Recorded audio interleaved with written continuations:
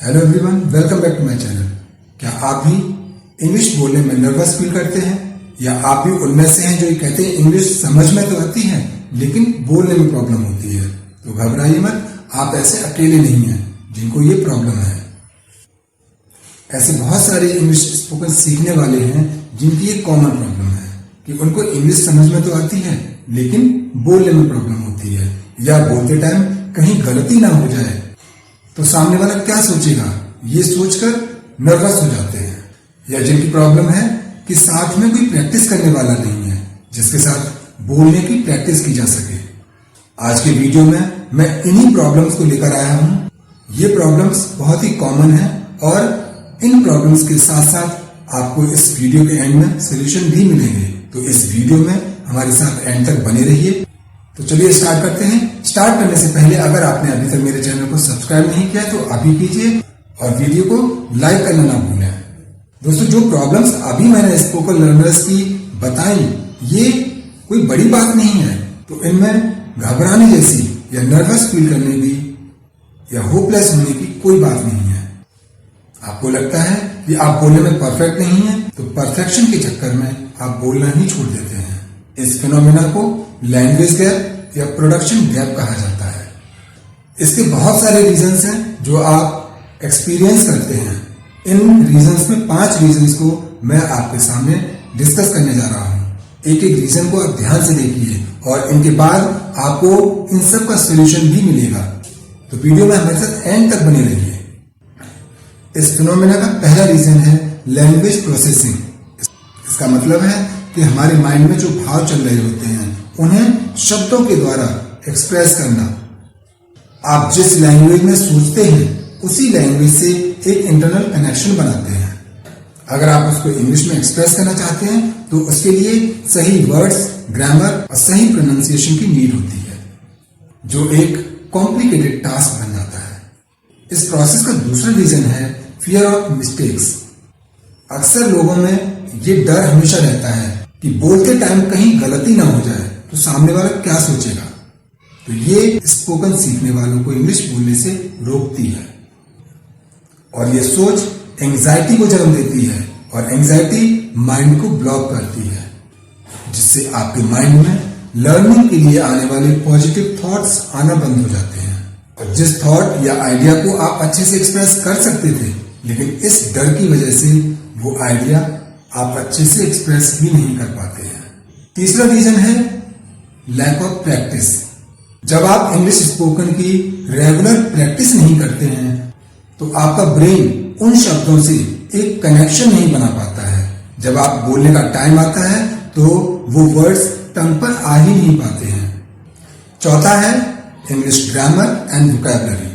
भले ही आपकी ग्रामर बहुत अच्छी है, आपके पास वोकैबुलरी का भंडार है, लेकिन जब बोलने की बात आती है तो आप शून्य हो जाते हैं। वो शब्द आपकी टंग पर आ ही नहीं पाते हैं और आप एक सेंटेंस भी इंग्लिश में बोलने में असफल हो जाते हैं। पांचवा रीजन है ब्रेन्स लैंग्वेज सेंटर्स। रिसर्चेस बताती हैं कि ब्रेन का सोचने का और बोलने का डिपार्टमेंट अलग अलग है। आप किसी लैंग्वेज में सोचते हैं तो जरूरी नहीं है कि बोलने में भी उस लैंग्वेज में परफेक्ट हो। ऑन द अदर हैंड आप इंग्लिश में बोलते बहुत अच्छा हैं तो जरूरी नहीं है कि आप इंग्लिश में ही सोचते हो। हर प्रॉब्लम का एक सोल्यूशन भी होता है। तो इन प्रॉब्लम्स का सोल्यूशन क्या है ये अब मैं बताऊंगा। इन पॉइंट्स को ध्यान से सुनिए। आप अपनी लर्निंग के बीच में आने वाली प्रॉब्लम्स को बड़ी आसानी से सॉल्व कर सकते हैं। पहला तरीका है प्रैक्टिस स्पीकिंग रेगुलरली। आप जितना प्रैक्टिस करेंगे, बार बार उस शब्द को बोलेंगे, आपकी टंग पर वो सेंटेंस शब्द बार बार आएंगे तो आपके ब्रेन का उन शब्दों से कनेक्शन बनेगा, तो आपकी फ्लुएंसी इंप्रूव हो जाएगी। इसके लिए आप जो बोलते हैं उसे रिकॉर्ड भी करिए, उसे सुनकर उसमें जो कमियां हैं उन्हें दूर करने का प्रयास कीजिए।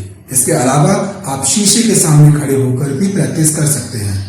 दूसरा है बिल्ड कॉन्फिडेंस। दोस्तों, बिना कॉन्फिडेंस के कोई भी छोटे से छोटा काम भी करना आसान नहीं होता है।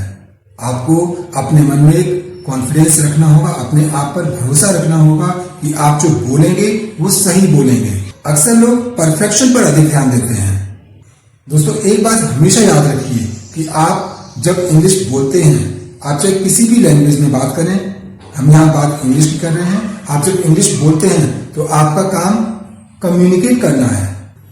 आप अपने विचारों को दूसरों तक पहुंचा रहे हैं, आप परफेक्शन पर मत जाइए। और एक बात हमेशा याद रखिए कि गलतियों के बिना कोई भी लर्निंग प्रोसेस अधूरी है। गलतियां करना भी एक लर्निंग प्रोसेस का पार्ट है, इससे आप अछूते नहीं रह सकते हैं। तीसरा पॉइंट है develop your vocabulary and grammar. आपको अच्छा बोलना है तो आपको अपने पास वोकैबुलरी का एक भंडार बनाना पड़ेगा। डेली चाहे अखबार पढ़िए, कोई बुक पढ़िए, मूवी देखिए, कोई टेलीविजन सीरियल देखिए, जिससे आप नए नए वर्ड सीखकर अपने वोकैबुलरी का भंडार बना सकते हैं। और ग्रामर को भी हमेशा सीखते रहिए। चौथा है रिलैक्स एंड रिड्यूस एंजाइटी। हड़बड़ी में बोलना बंद करें, गहरी सांस लें और अपने आप को रिलैक्स करें। रिलैक्स होकर कॉन्वर्सेशन स्टार्ट करें और कॉन्वर्सेशन को एंजॉय करें। आपका काम है अपनी बात को दूसरों तक पहुंचाना, ना कि परफेक्शन दिखाना। पांचवा पॉइंट है सीक फीडबैक एंड सपोर्ट।